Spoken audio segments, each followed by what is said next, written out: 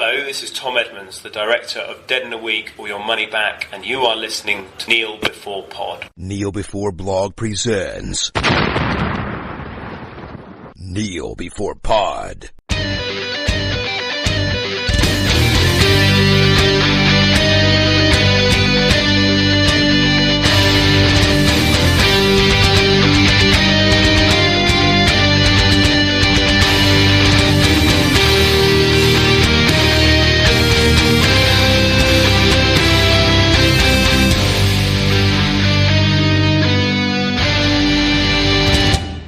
Hello, and welcome to another divine episode of Kneel Before Pod, the podcast that is destined to save the world.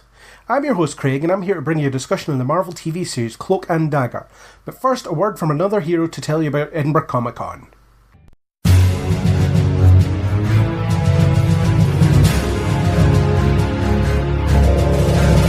Hey there, true believer. This is Captain Justice, Edinburgh Comic Con's very own cosmic crusader and defender of truth and liberty. Many of you may have thought these concepts dead, wiped from reality by the evil Doom Legion. But in truth, they're still alive in the hearts and minds of every good man and woman, ready to be awoken when the time is right. Well, that time is now. On the 6th and 7th of April, 2019, at the EICC in Edinburgh, fans from across the multiverse will gather to get their geek on while meeting stars of film and TV, comic book creators, cosplay as their favourite characters, and basically take advantage of the wonderful opportunities included in the price of their admission. So, don't be a turkey that bolts for Christmas. Get your right backside to Edinburgh Comic Con. Because, like that other famous captain, I'm with you to the end of the line. To get that reference, do you want me to add in something about the website, www.heroconventions.com, or maybe Facebook, or Twitter, or, Instagram? Find us all under that, no? Alright, I'm just...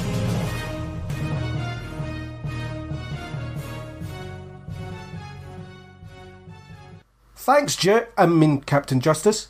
If you want to know more about Edinburgh Comic Con, then go to the website he mentioned. He also has a podcast. All links are in the show notes. I'll be attending the event and presenting a panel on Sunday morning at 11 a.m. with Nick, another podcast contributor about fan films. If you're local, then make sure you get yourself along to what promises to be a great event. Now back to the topic. To talk about this, I'll need another half of the Divine Pairing. So, Andrew. Hello. Hello there. Just give me a second to fully form from darkness and the shadows. That makes me Dagger then. Yeah, well, to be fair, you are much prettier than me. And I'm a self-serving con artist. Yeah. So, not to alarm you, but since we're a divine pairing, apparently one of us has to die. 50-50 chance. Yeah, I'm gonna keep an eye on you throughout this. I'm the one that can manifest night. Although you could teleport me into the top of a building and throw me off, so... Or just up to the height of a building. Yeah. Right, so before we get into that, we will start in our first segment. We don't have any Q&As, questions for the Q&A, because I just didn't go out for any this time. There wasn't time. So we'll start off with our Kneel Before Rise Again segment.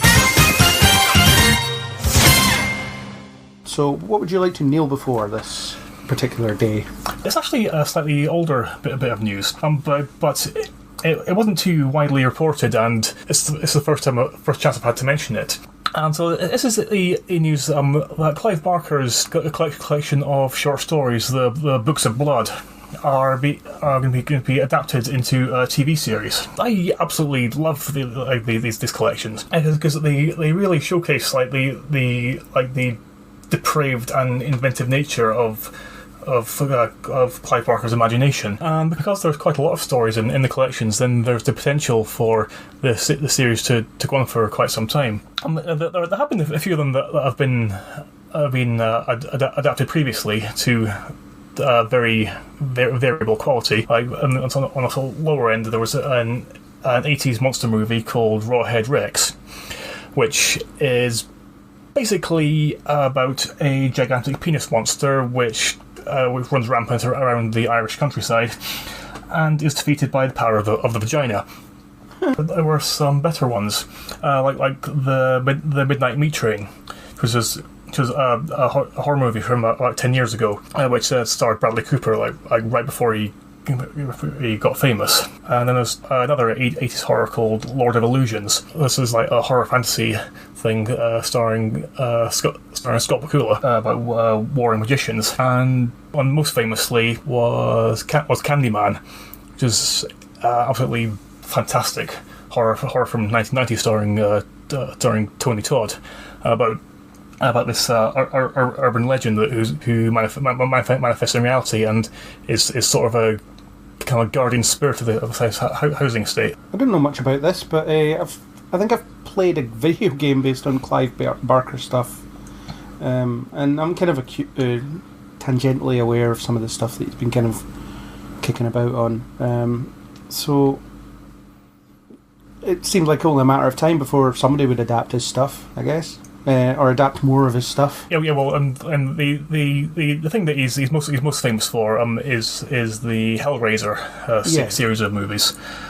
And like the first of which was adapted from a novella of his called the Hellbound Heart, and subsequent ones just got increasingly daft and more depraved and less focused on the actual ideas that he was exploring in the story. Cool. And you're looking forward to it? I am. Yes, very much so. Yes, and also with some of the stories which will be adapted for the first time, like one called Sex, Death, and Starshine, which was about an undead troupe of touring actors. And my favourite one from the whole collection is called Son of Celluloid, which is about a sentient cancer tumour, which takes up residence in an abandoned cinema and takes on the forms of his like iconic and archetypal images from throughout the whole history of cinema. Nice. It's just mad and great. Cool. I will keep an eye out for that then. I'm always eager to see some kind of outlandish horror stuff, something that's actually any good, because I feel like that's kind of rare. But yeah, I'm looking forward to having a look at that. My Kneel Before is going to be fairly recent. Turns out Disney or Marvel, well, they're the same thing, are developing a What If animated series for their streaming service. So What If is a series of comics where, it starts off with the question, what if? What if Peter Parker never got bitten by the spider? What if Spider-Man joined the Fantastic Four? What if Gwen Stacy never died? All that kind of stuff. So basically, it gives the writers a chance to just play around with an idea that is counter to what canon is, which is fine. And it'll be interesting to see if they can sort of pick apart some major events in the MCU and see how differently it would have went. I think from a storytelling standpoint, though, it's kind of a false representation, because obviously the story would never have went to some extreme ways. Like when, for example, if Gwen Stacy had never died, then apparently Peter would have revealed his secret to her, and then his secret would have come out to the public and all this kind of stuff, which, would not have happened. But it's just fun. I mean, it's an alternate universe story in a sense. Everyone likes alternate universes because it lets you ask the what if question.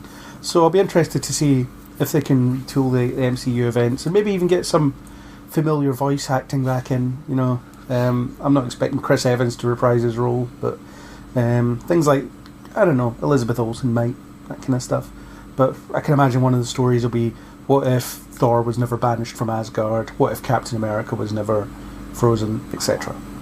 So I'm interested to see how that pans out. Yeah, actually, that sounds like it could be a lot of fun. And as you mentioned, like there's so much potential to play around with, and so many different ways that ways that you could do the ideas. I mean, like, the only limit for it would really be the imagination of the writers. Yeah. Or lack of imagination in some cases, I suppose. More Marvel stuff. This Disney streaming service seems like it's going to be worth an investment. They're just going to keep stuff coming, and there'll be a lot of Marvel stuff, because obviously there will be. I wonder if we'll get that CW-style X-Men high school drama set in the Xavier school. I'm not holding my breath. I think that's one of the things that could happen. Mutant High, that kind of stuff. Ugh. Love triangles abound. So yeah, on to Rise Against. What are you hating against now? Right, I am rising against a YouTube series called Weird City. This is a sci-fi thing, which was actually produced by Jordan Peele, who most people are going to be familiar with as the writer and director of Get Out, which was absolutely brilliant. And this series, it's set in a city which is bisected by a wall, where rich people live on one side and poor people live on the other. And it's basically just an assortment of stories that are trying to be as weird and surreal as possible, just for the sake of it, without actually saying anything, and kind of just being stupid. To give you an idea of what it's like watching it, like imagine Black Mirror, but produced by Adam Sandler. Oh my god! And it's like that kind of, it's like that level of crass lack of imagination. I mean, actually the very first episode of it, has pretty much an identical premise to an episode of Black Mirror. It was like the one called Hang the DJ, yeah, where people are assigned partners. Via some kind of unseen compatibility algorithm. The way that it portrayed the same ideas was just tedious and just really not in any way engaging or interesting. I'm very doubtful it'll get another series, and if it does, I'll just kind of quietly ignore it. It's really weird that YouTube's trying to be a streaming platform in general. I think that because they've got a couple of shows. There's that thing that I forget the guys. Oh, it's Malfoy, whatever his name is. That guy. Tom Felton. That's the one. He was in The Flash. Yeah, it was Origin. Mm-hmm. And it was actually all right. Though if like a little familiar, with like a bunch of people, on a spaceship in deep space, and things go wrong. Yeah, and it's weird because it doesn't seem to be well advertised that YouTube is a streaming service that you can sort of pay for and watch stuff on. So it seems to be a bit all over the place in terms of what they're actually doing with it. So they're funneling money into TV shows, and they're being released, but no one really talks about them. No one really knows about them. It's very strange. They're not a very good streaming service. I'm aware what they're producing is sometimes like on the front page I'll notice like a suggested video. Mm-hmm. I'll have like the title of the series and then like episode 1 watch for free, and if you like it you can pay for the rest of it. I've certainly not seen much advertising or marketing like away from YouTube itself. Yeah. So I'm really not quite sure what their actual strategy is for actually getting people to watch this, other than hoping that they'll notice something on a random page of YouTube itself. Yeah, which doesn't seem a particularly efficient way of marketing something which if you presumably paid a hell of a lot of money to make. Yeah, it's very odd. But the thing you talked about sounds dreadful as well. So I'll never come across it, so I'll be spared it. It's fine. So my rise against is that, well, it was recently announced that Jared Harris is joining the Spider-Man spin-off Morbius. I'm not against the Jared Harris thing, because I like him, although I'm against the fact that they're still making this damn thing. Like, who wants it? I mean, yeah. It's a story about... Well, I don't even know what it is about anymore, because well, I mean, Morbius can exist without Spider-Man, but it's just a vampire film now. Like, there's no connection to Spider-Man whatsoever. So, what's your angle here? He's just another tragic guy that's turned into a vampire and doesn't want to be one, and kind of moves between villainy and not villainy. So, we've seen that a lot. I mean, Dracula Untold was that film. I like Dracula Untold, as I've said in previous bits, but but that's the film. You know, why not just make it about? If you want to make this vampire film, even though it's really tired, make it. Don't call it Morbius, because it's not a big name that anyone's really going to care about. It's the same kind of thing with Venom. Just because I with the context of Spider-Man, like the character really doesn't have any reason to exist. And every time I see some kind of update about the Morbius film, I just think, God, are they still doing this? I just don't care. Yeah. At least with Venom, there was a bit of fan recognition, though. You know, it was a known thing. Maybe not as well known as you might think, but still, you know, the people had heard of him. He'd at least been in a film before. You know, there's that kind of cult following that he has. I'm not sure Morbius has that. I certainly don't think so. So Sony are still doing that, so that's a problem.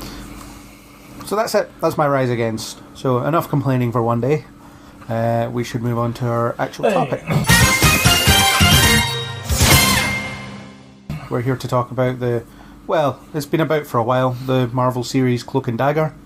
We're talking about it now because there's about to be a new series, which I'm kind of excited about. So, yay! Without spoiling the ins and outs of the season, what did you think of the first season, the 10-episode inaugural season?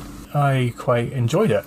There were a lot of really good ideas in it. It wasn't really like a typical sort of like a superhero or comic book style thing. It was a lot more focused on the characters as opposed to their abilities, and I quite liked how it was incorporating history and culture of a setting, like to the point that it became a major part of the story. Actually, quite looking forward to the second season, just to see how things develop. Yeah, I thought season 1 was really strong. It's a kind of different take on the superhero story. The binary protagonist thing was kind of different to what we'd seen before. As you say, there's less focus on the powers and more focus on the characters, which is a brave choice because people might tune into a superhero story to see them do their superhero stuff. And I think there was enough of that, but it was also very much a beginning for these two characters. I don't know how well known they are in the public, probably not that well, but they've appeared in cartoons and stuff, although the audience for this show is skewed a lot older than people that might be watching those cartoons, apart from, you know, the people my age that also watch those cartoons. But so they've appeared here and there. I think they had a big run in the Ultimate Comics especially, but the whole idea about these kind of this superhero couple, so to speak, that always stick together almost exclusively. They don't really work with other people, and when they do, it's you know, they're kind of intruding. So it's very much the beginnings of that dynamic. But I thought it was really good. It was really engaging. The setting was good. The world building was good. Yeah, there was all sorts going on that I really enjoyed. To say more would be spoiling. So if you have nothing else spoiler free, we can just leap right in. Let's do it. Right, now we can say whatever we want. So what we'll do is we'll start with the characters. The thing that struck me most was the first couple of episodes, you don't see an awful lot of interaction between the two leads. So what they did was they spent a lot of time building them separately, which is good because, I mean, you see in other shows you have these codependent characters who just aren't interesting on their own. And so whenever they have an episode where they're separated from the other one, they're just really boring because they haven't bothered to flesh them out properly. They avoided this problem by making sure that you got to see the lives of the two characters outside of each other, so they don't even know each other in the first episode, really. And I thought it was a great approach. Yeah, I totally agree with that. So, but by not giving them much interaction earlier on. Then we get to know like who they are as individuals first, and we come to understand like what's interesting and what's special about each of them. And so by the time that they do start to interact, yeah, and eventually start working together, then we're able to see how those two individualities come together and start to function as a team. So we're still able to think of them as two separate characters doing things together, rather than some compound entity who are unable to function without the other. Yeah, and it's interesting that they have the same defining day in their lives as the rig explosion, and they both lose someone significant to them in that day. So with Tyrone, it's his brother; with Tandy, it's her father. And it's interesting to see how that spirals them off in different directions. So Tyrone had a much more healthy family life that could help him grow up to be well adjusted, even though they still have that kind of unresolved problem of not knowing who, or not having the murderer come to justice hanging over them. It pollutes their life, but still they are very close, they are very supportive of one another, whereas Tandy is the opposite. She's ran away from home because her mum is a complete mess. She's learned how to survive on her own. She does things that aren't exactly legal or morally correct, really, but immediately that kind of gives you the contrast and how their upbringings were, and it kind of gives you a bit of justification for where they are in their lives at that point. Although that being said, with it being 8 years, so what, they're supposed to be like 8 years old when the rig explodes, something like that? Yeah, I was just kind of like quietly overlooking that. Yeah, because, it's not such a problem for Tyrone, who's at high school, but Tandy is very kind of sexualised in the way they portray her. But she's only supposed to be, 16? Yeah, it's awkward. Yeah, exactly. That was kind of why I was still kind of trying to ignore it, because otherwise I'd just kind of feel, no. Let's not go there, kind of thing. It's the same kind of thing that you see in like countless films and TV shows of like a girl who's like 20 or 22, just pretending to be someone in her mid-teens. Even so, just the idea of like trying to sort of sexualize people who are that young, it just really doesn't sit well with me. I'm not sure like if you watch the Riverdale series. No. So it's actually kind of fun because it's got so mental. Yeah, but all characters now are meant to be like sort of 16, 17, but at the same time like they all act like adults in very sort of seductive and sexual ways, and it's just weird. Things like the OC and One Tree Hill and stuff, that was all along those lines.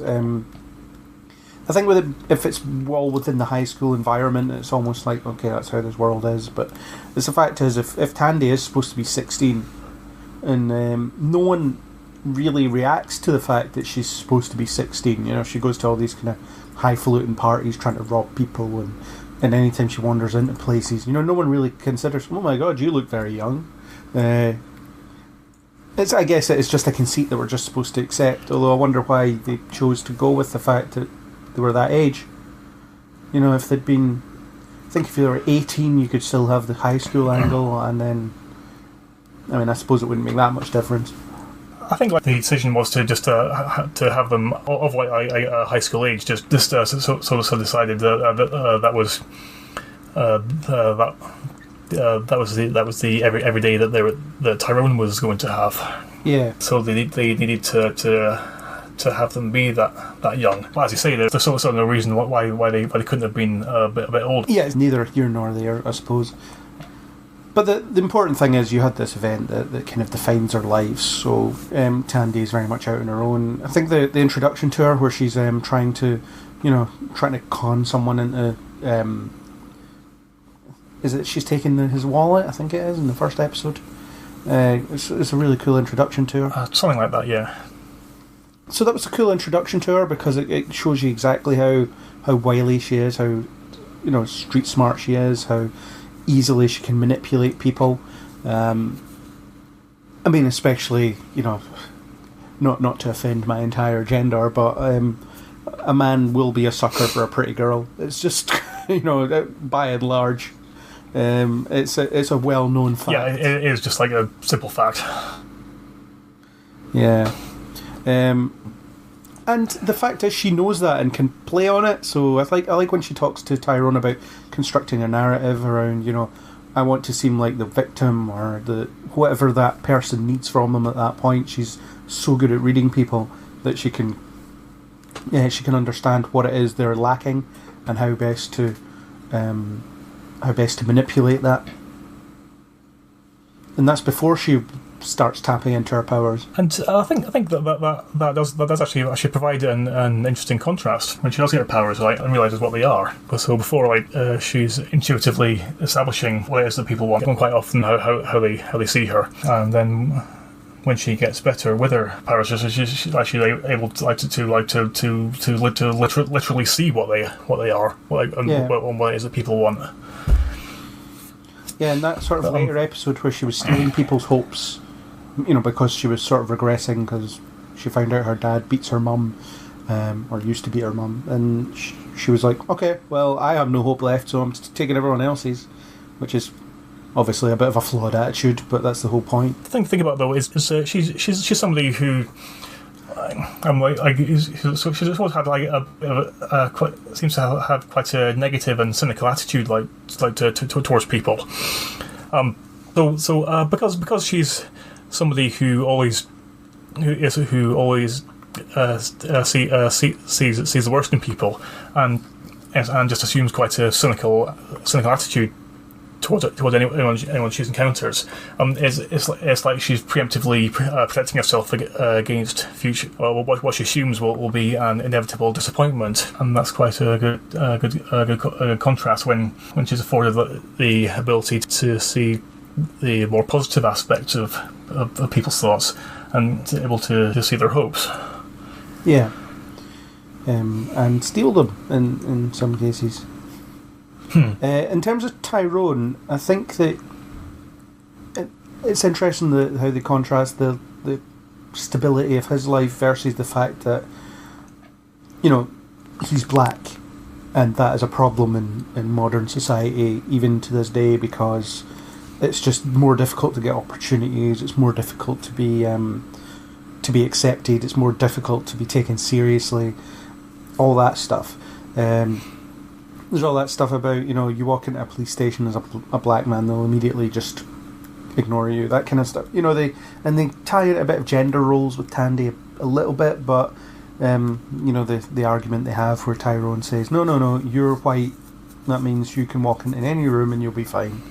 And I think that's a big part of why there's been no justice for Billy's killer as well. Because... Oh, absolutely. Yeah, because they do struggle to be taken seriously. It's a white man's world, all that kind of stuff. And obviously, I think a lot of people, discuss it on the Supergirl podcast quite a lot, that there's some people that don't like that show because of the points they're making about race and various other political stuff. So I haven't seen an outcry against this show for that reason. I don't know if it's reaching a different audience, or if it's not reaching as big an audience, or whatever else, or maybe the handling of it is a little bit more sophisticated. But it's interesting that it's another superhero show that's tackling those sorts of issues, and it's not really coming under fire from people that disagree with the tackling of those issues in your fantasy superhero stuff. I think in the case of Supergirl, I think it is partly because I'm assuming it will have a much larger viewership. But also, it's addressing the issues with a complete and utter lack of anything resembling subtlety. Yeah, it's very, very in your face about the issues that it's addressing, and it's really just swapping any kind of minority just for aliens, and putting that forward as an allegory for it. Whereas with Cloak and Dagger, it is addressing the same issues, but it's more organic, the way that it does it. When those issues are brought up, it's done as part of the situation and part of the story, at that particular moment, and it's not the be all and end all of what he's talking about. Yeah. Yeah, and I think because it's a bit less in your face than the people who like to pretend that that these kinds of things aren't a serious issue, as are able just to accept them within the context of the show and not feel like they're being preached at. Yeah, I think the difference is it's part of the background rather than the foreground. So this is very much about Tandy and Tyrone, and that's just kind of part of what they experience on a day-to-day basis. But whereas in Supergirl, to use the example, it's what the season is about. It is about that racism. It is about that division. Whereas it's not so much. It's just kind of there, and it's something they have to consistently deal with. And I like that part of it, like the bit where he wanders in and claims that someone stole his bike, just so he could, have a look around inside and whatever. And it was just, yeah, they'll accept it if you tell them that your bike was stolen, even though that they're predisposed to kind of not help you, but just tell them that anyway because it's a way in, stuff like that. But I think more interesting about Tyrone for me is kind of, at least in terms of his home life, is the fact that he feels like he has to be both brothers. So he's trying to be athletic, he's trying to be academic, he's trying to compensate for the fact that his brother isn't there, and he feels that so much extra pressure on him as a result. And he thinks that comes from his parents, although they kind of just want what's best for him. So there's a communication breakdown there. So they don't, there's a lot that goes unsaid in that family, and that feels very real to me. Talked in Black Lightning about how they have this kind of perfect family unit in a way where they just, they always speak their mind and they always resolve their issues head on. But the fact that there's just kind of lingering issues that are allowed to fester, that's just reality. The same applies to sort of Tandy's relationship with her mother as well. There's just things that are not talking about, and that's part of the problem. And it's kind of rare to see that because you sort of don't ever really get a resolution for that throughout. By the end of the season, I mean, you get Tandy moving in with her mother, but I suspect that'll have extra problems next season. And Tyrone starts to learn a bit more about his dad's past, how he came from, much more humble beginnings and so on. But still, they're still not talking about everything. And now that he's on the run, they won't be able to, at least not for a while. I took it that because nobody was ever charged for his brother's murder, then Tyrone feels that that part of his life hasn't ever been dealt with and can't ever be dealt. Because that he feels like he has to carry that burden. Because as you mentioned, they don't really talk about it. Yeah, and I think it is just like a general fact that teenagers tend to assume that their parents understand far less than they actually do. Yes, and they feel that there isn't much point talking to them about something because they just won't get what it is that they're talking about. Just a bit briefly on the actors playing them. Certainly for about the first half of the season, I thought Aubrey Joseph was not doing a very good job. He just seemed a bit bland and unengaged. There was something about his performance that wasn't connecting with me. I think that's maybe down to the fact that he's a relatively inexperienced actor, and it took him a while to settle into the character, because he's definitely better than in the second half of the season than he is in the first half of the season. I thought Olivia Holt was excellent from minute one, though. I think she absolutely nailed whatever she needed to do for that character. My only experience of Olivia Holt before this was a really, really terrible film called Status Update, which, if you haven't seen it, is about a guy I've not seen that. Yeah, it's about a guy who gets a magic app on his phone, and whatever he types in comes true. Yeah, it's like a magic social media app where whatever his status is comes true. So he uses it for some horrendous things like being good at singing or whatever else. It's kind of this, he's trying to fit in at a new school, and this is how he does it. It's absolutely dreadful. But she's in it, and I don't have much to say about her in that film, but I thought she absolutely killed it here. I think she's great in this role. Well, I kind of felt that with Over Joseph at the beginning of the series, you're less able to empathise with him just because he was naturally just quite an introverted character, and he wasn't particularly expressive because he kept all of his thoughts and feelings just bottled inside himself because it seemed to feel like he didn't want to burden other people with what he was going through. As the series progressed, and he was starting to face his past, and in particular what happened to Billy, then he starts to realise that there isn't anything to be gained from keeping everything to himself, and so he starts becoming more expressive, which in turn allows you to get a better feel for the character, and which also gives the impression of better acting on the part of the actor. Yeah, it could be that. I mean, for whatever reason, I just wasn't engaged with them for the first couple of episodes.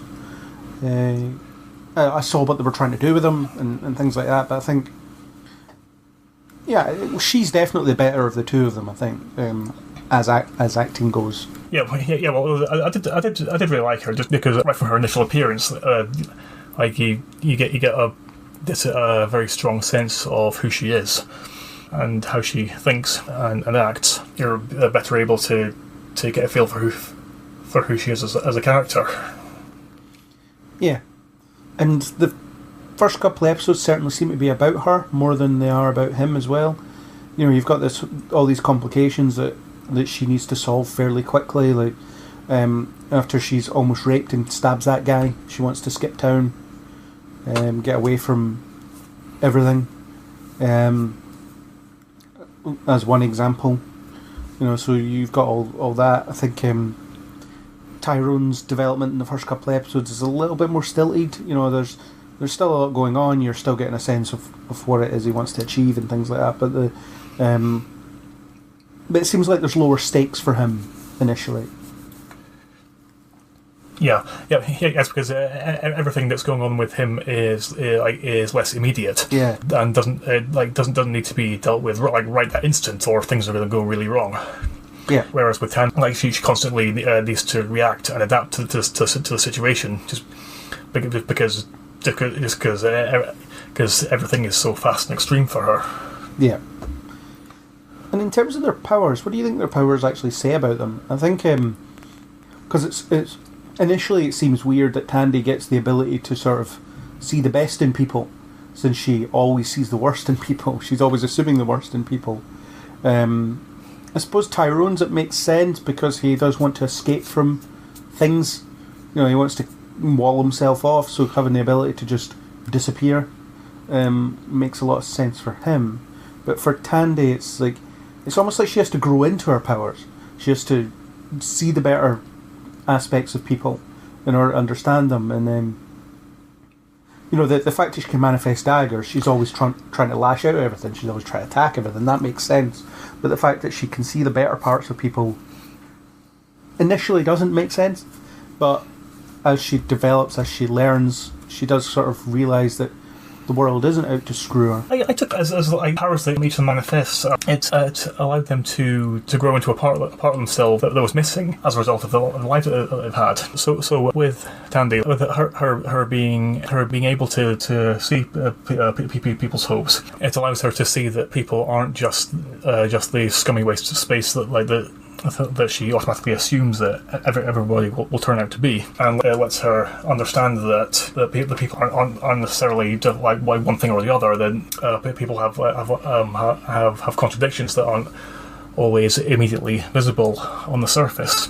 And with Tyrone, I think with him being able to see people's fears, then because he's lived so much of his life basically afraid, then him being able to see what other people are afraid of, it gives him some perspective, lets him understand that everybody has things that they're afraid of. Yeah, and him knowing that, and him knowing that being afraid of something doesn't mean that there's something wrong with him.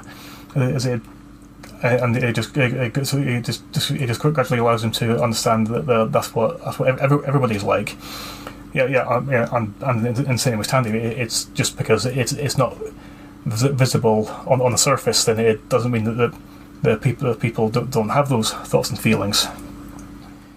Yeah, and the fact that they sort of answer a need that the other has is developed quite frequently. One of the more interesting ones for me was the sort of fantasy that they both saw from the other. So when it was Tyrone was shooting Connors, and it was kind of always end up the same way. It always end up with him in prison. It was like, when they both saw what they wanted to do, and it was you have to try something else. Realization that they had to get to because they were stuck in this loop of what they wanted to keep doing to resolve that problem that would never actually work. I forget what it was that Tandy was thinking about at that point, but Tyrone was there to demand or to suggest that she do something else, and at that point they both kind of come to a realization that the way they're going about things is wrong, and they both have to think differently. So there is that they do help each other see the other side of it. But the funniest thing is they can't see that they're doing that thing wrong as well. They can sort of see it from a distance, but they can't see it internally. So they're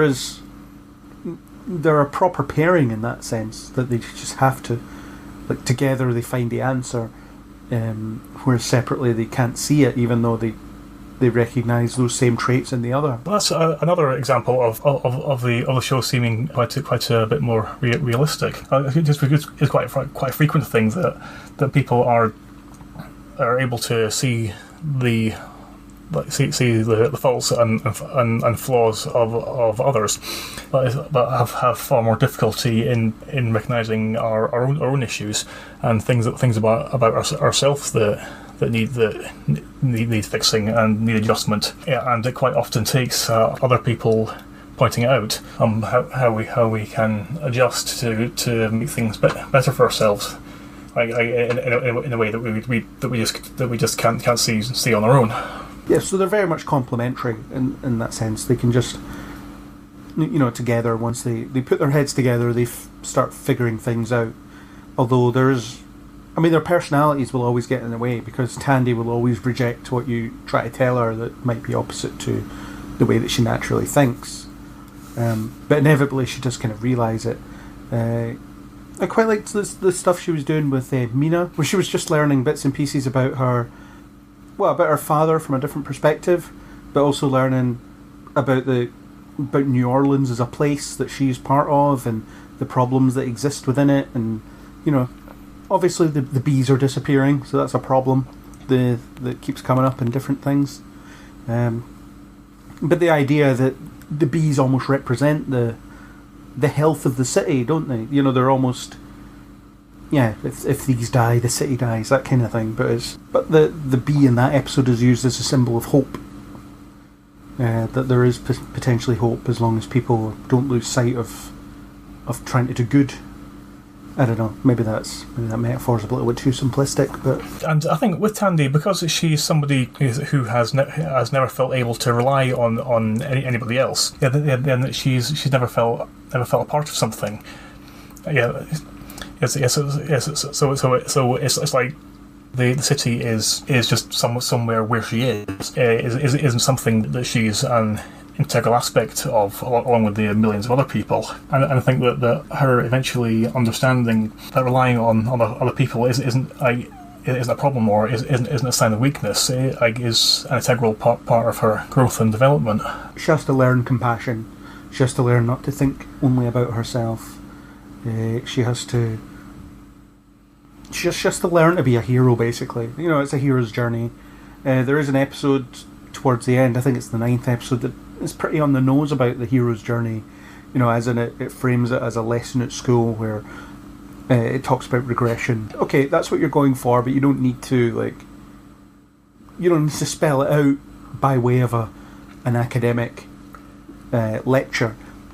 just let me figure it out for myself that that's what's happening to that character at that point in their journey, rather than just telling me. Actually having it being like explicitly stated is like this is what is going on now. Yeah, that's what I call the Christopher Nolan problem. Explaining symbolism, without and then making people feel smart by the fact that they are able to listen to the dialogue and confirm that there is indeed symbolism. It's like, oh yes, Bruce Wayne, he becomes a symbol of the good in Gotham by dressing as a bat. It's like, yes, I know, he tells you that. That's what he's going to do. Rather than, if you haven't figured this out for yourself, that's what he's told you that he's doing. It's a bit on the nose. But I suppose you're trying to cater for an audience that might not necessarily pick up on it, because that episode it was, why is Tandy acting like her old self? It's like, well, because any hope that she has for people has been shattered, so therefore she has to, or she feels like she has to go back to her old ways. Because the one thing in her life that she actually believed in, her father, has been taken away from her, so she just feels that there isn't any point in trying anymore. Yeah. And then it takes her the sum total of an entire episode to realise that, hang on, nope, no, I was wrong. Let's get back on track here.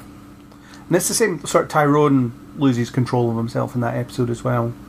He picks a fight at school because he's just frustrated and he's kind of forgotten all the lessons about, no. As black people, we have to be more restrained than that. We have to be better than that because we won't get that second chance. And you've got that priest that's the priest-teacher guy that's trying to help him not throw his life away. And it's actually a good portrayal of like a priest-type character in a TV show. He's in no way trying to touch kids, so that's good. Yeah, well, I think it is a good development. I mean, even if he is apparently an alcoholic. Yes, yeah, well, we all have our vices. Yeah, and also might have killed a kid. What wasn't too clear. At least he didn't touch them, though. So yeah, yeah, he has his issues, and I suppose that's a big part of why he is the way he is now, and realises about how crippling your mistakes can be, so that makes it valid from that point of view. It's great getting these little insights into the characters as soon as they touch them and they go inside their heads as well. It lets them play around with structure and storytelling in ways that go outside the linear normal structure of the show, and I think mentioned it in previous podcasts. Certainly when we talk about Legion, they don't care about structure or anything like that. It's nothing has to make sense. We can just go for it. It's fine, because our show's framework allows for that. Whereas Cloak and Dagger, it's a bit more traditional in that sense, but the nature of their powers means that they can play around with it. So you can have a time loop, because it's inside someone's head, because it's established they can go into someone's head. So they had the time loop episode without actually having time repeat, because it was just the perception of that moment was repeating over and over again. Stuff like that. I love the way they played with that, or some of the way that you saw what was going on in people's heads. I really liked the introduction of Peter Scarborough through how other people saw him. And it was all, they wanted to kill him, they wanted him to be like their slave or whatever else. Everyone at Roxxon hates their boss. And yeah, who can't relate to that? I mean, but it was a great introduction for him, and then you do meet him and it turns out, yeah, he is a scumbag. He's slightly more of a scumbag than the other scumbags that we've met from Roxxon so far this season. Just going back briefly to about that time loop episode that you mentioned. That also ties in with what you're saying about inevitability and people feeling trapped by circumstance, because Ivan isn't able to see anything out with the situation that he's in. Then he just assumes that there's no out of it, and it takes some outside perspective to allow him to break free of the quite literal cycle. And I think that partly might have influenced Tandy and Tyrone's ways of thinking of feeling trapped by circumstance, and having to do something different to get out of it. Yeah, well, Tandy gets herself stuck in that time loop herself because she gets to hear her dad's voice, and she sort of forgets that it's not real because she wants it to be real. So she talks to him, even though it's only Ivan's perception of her father that kind of comes through in that moment. So like the realization of, hang on, ask him a question that only he would know. And it's like, who's in the back seat with you? And because Ivan didn't know that, the perception of her father doesn't know that either. So, this voice knows that he has a daughter because Ivan knows that, but nothing else. So that it's not real, but it's enough to trap Tandy in that loop as well, because that's what she wanted for her entire life. But it's weird that Ivan remembers baseball, but he doesn't remember his own name. It's a bit odd, but it was an interesting way to do the time loop concept, because it kept it, again, as everything else is, focused on the characters. And one of the problems with time loop episodes in general is that they have the potential to get really, really boring and frustrating because they are by nature and by definition quite repetitive. Yeah. This was done in such a way that made it integral to the developing story. So everybody knew it was a time loop immediately, so that cut some of the chaff off it. Ivan immediately knew that he was in a loop. He was like, this is what happens at this point, then the phone rings, and then this happens, and then so that helps. It really helps, because you don't have I've experienced this before, I think, deja vu stuff that keeps cropping up. Somebody will repeat a very distinctive line, like that the audience could recognise it as repetition, and the character will think, "Hang on a minute." Yeah, so it laid the groundwork early on, and it was about the rig explosion. It was kind of about the details surrounding that. Obviously it reveals the terrors, as they call them, which is a really stupid name. Yes, it is. They're just essentially zombies. Angry zombies. Crazy zombies. Yeah, who can hurl axes and stuff. That episode gives us the first fight sequence of the entire show, or the entire season. And it's, inside their head. But it's quite cool to see some teleporting to trip people up, and Tandy tossing daggers about and stuff. Get a bit of that in the finale as well, but it's quite light on the combat, as to be said. Well, I think that was quite a good thing, because it allows you to focus more on characters than the action, and also since it's quite late on that they're seen using their powers for any kind of combat. Then it means that they've had the chance to get used to them, and test the limitations of what they're able to do. So they don't end up looking like too capable too quickly. Yeah, I can't see the costume thing becoming a big part of this show. For some reason, Tandy doesn't seem like the type to cut about in a comic-accurate costume. Tyrone has sort of two, although the cloak thing, because the excuse is it helps him control his powers. So he has his brother's old cloak and then his brother's old hoodie, which is a nice personal connection there. So that's the closest we get to the kind of costume thing, but I can't see Tandy cutting about in a white onesie, basically. No, wouldn't really fit with her character. No. It's really weird how Tony Stark is very selective on what teenagers he'll try and recruit the Avengers, because these guys would be quite useful as well. Yeah, well, because if nothing else, teleporting is always a useful power. Yeah. And somebody who's able to summon daggers from thin air is always going to be useful in a fight. And Tyrone could have told them what Thanos is afraid of. Indeed, yes. Yeah. Tandy could have stolen his hope. There we go. I hope I get all these Infinity Stones. I'll take that. Gone. Problem solved. Boom. Done. Yeah. So some of the side characters, there was a couple of major ones. You had Detective O'Reilly and Connors and Evita and her aunt who's mostly an extension of her. I really liked O'Reilly. She's sort of unconventional. She's trying to make waves. She, for some reason, takes drugs. Because, why not? And then she gets killed. Or not. Well, definitely not killed. But apparently killed. Yeah, I think. Yeah, I liked what her character brought to it. I like that she kind of was on Tandy's side early on. Encouraged her to fight the attempted rape. Always believed her. Wanted to help Tyrone. Was kind of in on the whole thing and wanted to do the right thing. And really hated Connors, who is a slimy guy. Mm-hmm. Like, he's just such a horrible, horrible human being. He even looks like somebody that you want to steer clear of. Yeah. So what did you think of O'Reilly? Oh, I really liked her. I'm really quite glad that she was a significant character and not somebody who just cropped up every now and then. And I especially liked the way that she was introduced, because it's quite some time before she ever actually said anything. Because in her introductory scenes, like she's just seen watching and kind of observing. You can like practically hear her making notes in her head about the people and the situations. So right from the off, you get the impression that that she's somebody who is more thoughtful about things and less prone to dive into situations without thinking. Well, at least in the beginning. Yeah.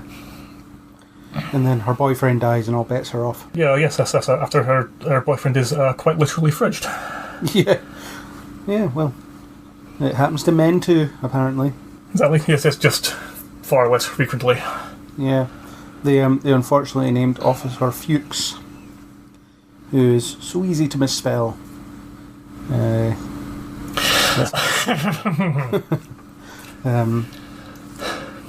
Yeah, so I think the way that she blended into the dynamic between Tandy and Tyrone was really good. The fact that she was their kind of go-to cop, she was the eyes of the police, which helps because otherwise it could. I mean, you always get in these shows the kind of the authoritative element of we're trying to chase down these vigilantes or whatever, but we're not at that stage yet, where they are acting as vigilantes. It looks like season 2 might be a bit more of that, but at this stage they're just two teenagers that are embroiled in something that they can't quite understand, and neither can she. So you've got, she's able to make some noise about the whole Roxanne situation, but for the most part she's on about the Connors side of things, and Connors is like the definition of corruption. I think he's quite one note in a lot of ways, but I don't think he was supposed to be complicated. I think he was just supposed to be an obstacle that hangs around, and then he weirdly gets absorbed, which I'm not so sure about where that's going to go. But he was just a terrible person. I think him getting absorbed, it was done as a way of having Tyrone able to personally defeat him, but in such a way that avoided having to kill him. Yeah.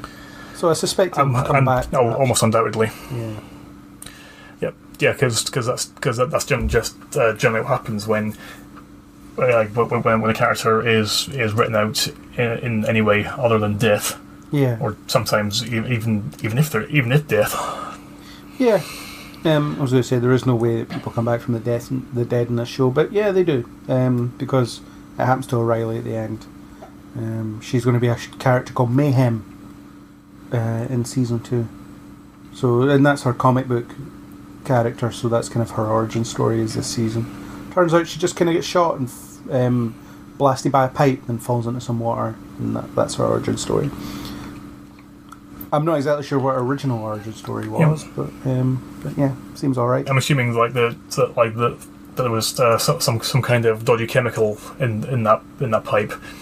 Was that like dark energy stuff? Kind of breathed in, or she kind of become saturated with, and it's like brought her back from death as like a vigilante nutter. Yeah, we'll see how that goes. In terms of the Connor stuff, there was parts of it that showed just how deeply corrupted the system that they're trying to deal with is. Like even when he's sort of even when he confesses to the murder, it's like, yeah, we'll investigate it. We've got some new information. We'll look into it, and then he's just out by the next episode. It's just not resolved at all because it is so corrupt, and there's nothing they can actually do to him. Because that's the system. Yeah. It's like, oh yeah, okay, he gets to kill a kid, and then we'll have a quick look into it, and then we'll just let him go anyway, because whatever. Even though he's like running in the drug market, so to speak. I think just because he was just like a representative of like everything that's wrong with the system of law enforcement. Then sometimes it almost seemed like he didn't actually have a character of his own. There were certain lines of dialogue where he was practically stating like how futile it is trying to do anything about it, because this is just the way that things are. Yeah. Yes, and trying to change it won't get you anywhere. Yeah, which is kind of it's a grim prospect to think about for a superhero TV show. Yeah, the system's screwed and you can't fix it. So don't even try. So, oh great, I'll just use my powers for evil then. Might as well. Evita, she was actually a really interesting character. I think giving Tyrone a girlfriend outside of Tandy before Tandy is, because obviously that's where it'll inevitably end up. Assuming that they're going to end up the comics, to some degree. But so she helps him. She helps him come out of his shell a bit. She gives him someone of his own age to talk to. She understands him. I like the kind of thing about I pay attention. So she understands that he's going through some stuff. Then makes him take a mystical bath.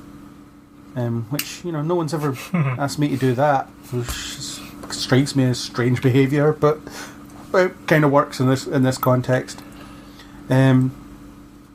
So maybe you just haven't met the right girls. That's maybe it. Yeah, it could be. Mystical baths. They're all the rage these days. That's what the kids are doing these days. She's one of those. Again, every teenager in shows like this is pretty precocious. So she's wise beyond her years. She's got all this knowledge, all this emotional maturity. But she was a good character. I think she bounced off Tyrone really well, and her ties to the kind of voodoo mysticism were interesting enough. I mean, I think I said in my reviews, I don't know how sensitive they were about the voodoo mysticism and how good the portrayal it was. I thought it was fine in the context of the story that they were telling, but there could be a bunch of voodoo practitioners out there that might be deeply offended by this. I don't know. I could have researched it, but who knows. What did you think of the voodoo mysticism and the portrayal of it? I thought it was an interesting inclusion, just because so much of the show was intended to tie with reality in the everyday world. Then to introduce this spiritual aspect to it. It did at first it seems a little bit of a kind of jarring contrast, but because voodoo is such an integral aspect of history of New Orleans, then including it seemed like a way of giving character to the actual city, and specifically grounding story in this location to show that it needed to happen here because it wasn't a story that could have taken place anywhere else.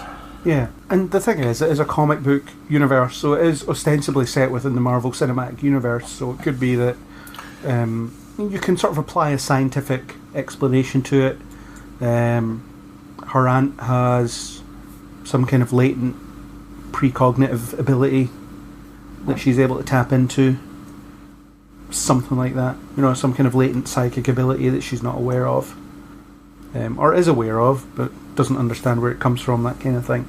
So you don't really have to think about it too much in terms of the origins of these things, because it is a comic book universe that's already introduced all sorts of other stuff.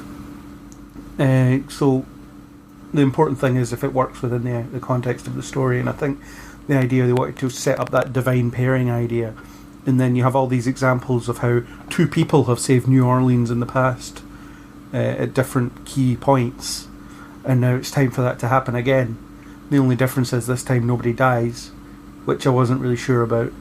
I'm not sure what they did differently to counter that, or whether we've still got to get to that point. I took it to mean that the reason Tandy and Tyrone were able to avert the disaster without one of them dying was because of what Roxxon were doing. Like the kind of like chemicals and energy in the water. It was a mixture of light and shadow because they each got one aspect of it. Then they weren't able to be separated from the cause of the disaster because they were both intrinsically linked to it. Because, during the climax, there was a line Tandy has about their mojo being mixed up. Mm-hmm. Perhaps because it was of her refusal to accept that Tyrone needed to die that they were able to avert it. Yeah, I suppose the difference is they knew about the concept of the divine pairing, whereas previous iterations of them didn't. They just acted based on what their knowledge was, but they were kind of forewarned. So maybe that was enough in order for them to prevent the death of one of them. Or maybe there are consequences that we don't know about yet. I mean, I'm pretty sure this won't end with one of them dying, because you have a show about two people. So I don't think they're going to kill off one of them. But there could be deeper consequences to it. And I suppose you could, if you have the kind of metaphoric death, I mean, Tyrone loses everything as a result of the events of this season. You know, he's lost the ability to wander around free. He's lost the ability to live with his family. He's lost his life in that sense. So it could be a figurative death. Possibly. I did quite like the idea of the divine pairing, though I felt that the ultimate explanation of what it actually was was a little bit rushed, because just having all the stories in the final episode about the previous pairings. Yeah.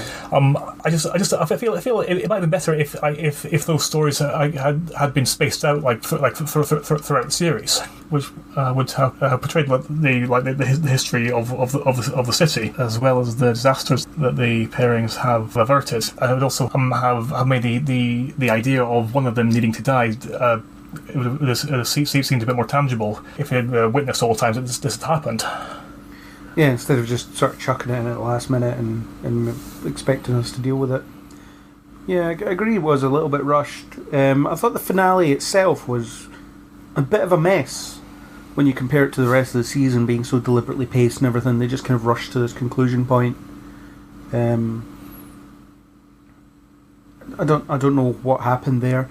I don't know why they just suddenly decided to go hell for leather and let everything just try and resolve itself in one episode, but it felt contrary to the 9 episodes of really solid build-up up to that point. It's like, now suddenly there's zombies everywhere and we have to deal with this right now, and we have to turn some valves, and now let's hold hands and shoot some energy into the air and blah blah blah. Skybeam! Yeah. It's a Skybeam, yay! Yeah. On television now. I think the problem with that was because the writers had the idea of what was going on and why it was happening. Well, I don't think that they realised that the way that it was being portrayed wasn't clear enough, to properly get across what was happening and why it was happening. And I suspect season 2 will have to pick up the thread of one of you didn't die, because they made such a big deal out of it, and they made a big deal out of the connection to the kind of mystical aspect of it, that it is going to have to be something that is further explored. And I think it will be, because it's establishing itself as one of the central pillars that the show builds itself around, so it will need to be addressed. Yes, so the idea that one of them didn't die has created some kind of cosmic imbalance. Yeah. Which needs to be resolved somehow. Yeah, for sure. I don't know how it gets resolved, or even if it is a problem, or it could just be, well, that's never happened before. Now we don't know what the future will bring, Or could be, as I suggested, that they were wrong about the testing point of the divine pairing. So it could be that whatever the events of the season are weren't it, and there's something bigger coming that they'll need to deal with. That's also a good point, yeah. Yeah. It'd be funny if Thanos' administrations gets rid of one of them anyway. Tyrone vanishes in a pile of dust, as an example. I'm guessing that they'll do the same thing that they did with the Netflix series, and just quietly ignore the whole Thanos snap thing, because otherwise it would just make things needlessly complicated. Yeah, and this show is actually set in the Netflix verse as well. Because O'Reilly talks about her friend Misty from New York. And there was like an episode of Luke Cage where it was mentioned about O'Reilly transferring to New Orleans. All right, so the reference goes the other way. Yeah. I haven't seen that episode of Luke Cage because I can't bring myself to watch season 2 of Luke Cage. Just, just don't want to do it. But fair enough. So this is set in the Netflix universe that ignores the wider MCU. Just ignores everything. Yeah, although Roxxon has been mentioned in the films as well. Roxxon are your standard evil corporation. I don't think that much of them. I think it'd be impossible for them to be an actual business, considering how much nonsense they've been embroiled in over the years. Yeah, but they're also the kind of evil corporation that we just accept has to exist, to create these weird and histrionic apocalyptic dangers. Yeah, let's hire an assassin. That's fine. You've got a CEO who's just clearly an evil. Well, he's not an evil genius, but he's evil, pure evil. Employees that are just all self-centered douches that care about nothing else but money. All that kind of stuff. Yeah, basically all things which would strongly suggest that there's no way such a company could actually function. Yeah, they would be under constant investigation because there's not something. I think it was in Iron Man 3. It was some kind of oil tanker or something that exploded. Have they been mentioned in Agents of S.H.I.E.L.D.? I feel like they have. Possibly. I can't recall any specific instances. Yeah, but I feel like that's a thing. I don't know if I can't remember if they've been mentioned in the Netflix shows. Maybe. I think they have. Again, I'm not sure. Sure, they were brought up in Iron Fist. I don't know, but they're your standard evil corporation. Nothing all that nuanced to them. It's just all this stuff that has their name emblazoned on it keeps blowing up and causing all these problems. And it turns out, it's because we didn't care enough about safety restrictions or any of that stuff. Why would we? It's not as if any of these things are actually audited by external agencies or anything like that. It is what it is, I suppose. I think Peter Scarborough was pretty dull as a villain because he was exactly what you would expect someone like that to be. Yeah, it's like absolutely no nuance whatsoever. Yeah, no moral compass whatsoever. Just, I'm evil and want to make money. Like, yeah. He doesn't have a mustache to twirl, but I was just going to say, if you had a mustache, you'd twirl it. Yeah. So that is what it is. I wonder if Roxxon will continue to be a function in season 2. Judging by the trailer, it looks like they're going after kind of organised crime, which should be easy enough for a couple of teenagers. Yeah, no hassle. Bring down organised crime families, no problem there. Can't see how that will go wrong. So the last thing I guess we'll talk about is, are there any other ties to the wider Marvel Cinematic Universe? I don't think that there are beyond the Misty Knight reference. There's also the reference, Roxxon, obviously they're a force that exists in the other stuff. But I don't think there's anything else. There's the Stan Lee painting, the Andy Warhol style Stan Lee painting that was in the background of something. It was when Tandy went back to her old ways, and it was in like that guy's apartment. That's it. That's all I can think of. That's just more because you just need some kind of Stan Lee presence in every Marvel thing, because that's a tradition now. Yeah, despite the fact that he had absolutely nothing to do with those characters. At least I don't think he did. But it's the kind of thing that's expected. It's like when he turns up in Venom. Yeah, I think he didn't make Venom. Yeah, Stan Lee wasn't writing comics by then. But yeah, it's a requisite thing. He even turns up in DC stuff. You know, looking at you, Teen Titans, go to the movies. Yeah. Was there any other references? Yeah, nothing I noticed actually. No. Yeah, because the thing like was by and large like its own self-contained thing. Yeah, more or less. So that, and just like I didn't feel the need to tie itself to the larger mythos just for the sake of it. Yeah. The TV division and the film division continue to be separated, which is something that we just have to deal with. So season 2 soon. I'm looking forward to season 2. It looks like they're building up the team dynamic or the group the pairing dynamic by having them work together on vigilante tasks. So I'm looking forward to seeing a bit of that. Seeing what different directions it takes. It'll be interesting to see how they explore the kind of flip with Tyrone being the one separated from his family, and Tandy trying to rebuild a relationship with her mother. All that kind of stuff. I think it's good that they've changed up the status quo a bit for season 2 by the looks of things, but also kind of kept it similar-ish. So I think it'll just grow from here. I think the characters will grow together as a pairing, and sort of figure out a rhythm in terms of what they stand for and what crimes they want to avert and all that kind of stuff. So I think it'll be a very different portrayal of like a superhero thing once they get going, and that's cool because we've got a lot of this. You know, I'm going out to patrol because I feel like it's good. I quite like we have a defined purpose here and we're going to go for it sort of approach.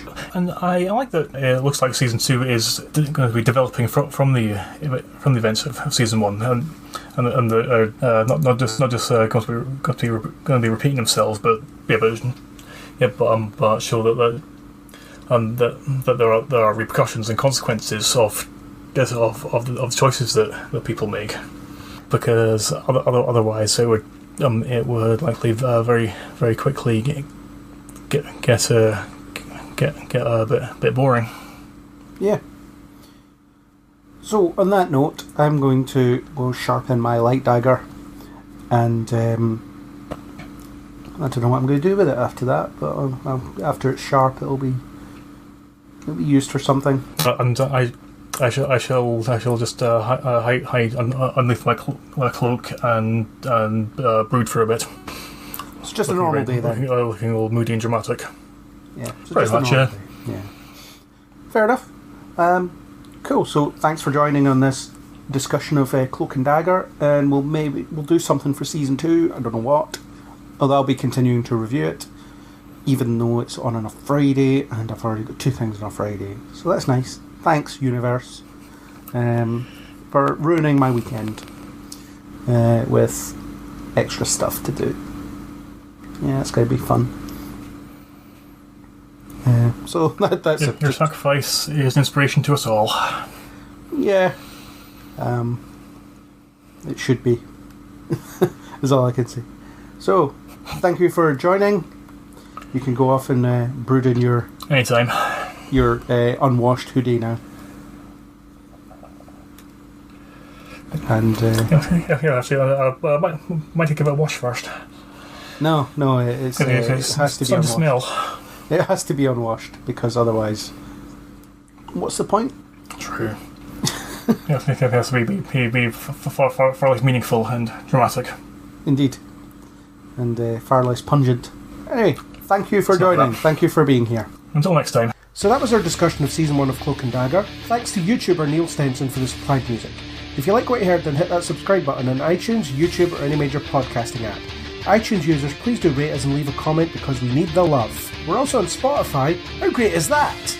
If you want to discuss Cloak and Dagger or anything else, then please do hit us up on Facebook or Twitter under Neil Before Blog, or leave a comment on neilbeforeblog.co.uk. As always, we hope you'll be there with us on the next Neil Before Pod.